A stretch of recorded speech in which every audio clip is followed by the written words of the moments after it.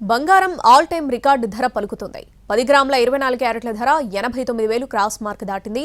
వెండి కిలో ఏకంగా ₹1,00,000 దాటింది. ట్రంప్ టారిఫ్లతో ధరల పెరుగుదల కొనసాగుతుందని వ్యాపారులు చెబుతున్నారు.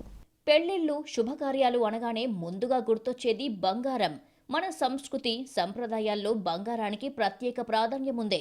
అంతేకాదు, పెట్టుబడికి సురక్షితమైన సాధనంగా దీన్ని భావిస్తారు. అలాంటి బంగారం కొన్ని రోజులుగా పెరుగుతూ పోతోంది.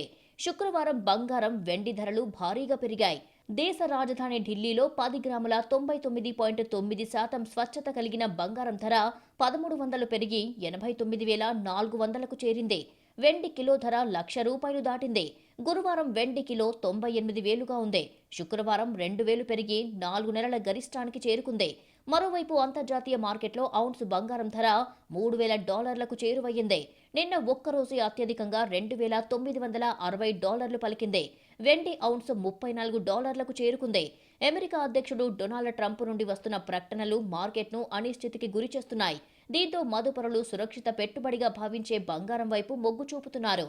అమెరికా ఉత్పత్తుల దిగుమతులపై ఛార్జీలు విధిస్తున్న అన్ని దేశాలపై రెట్టింపు పన్నులు విధిస్తామని అమెరికా అధ్యక్షుడు ట్రంప్ ప్రకటించడంతో ప్రపంచ మార్కెట్ షేక్ అవుతోంది.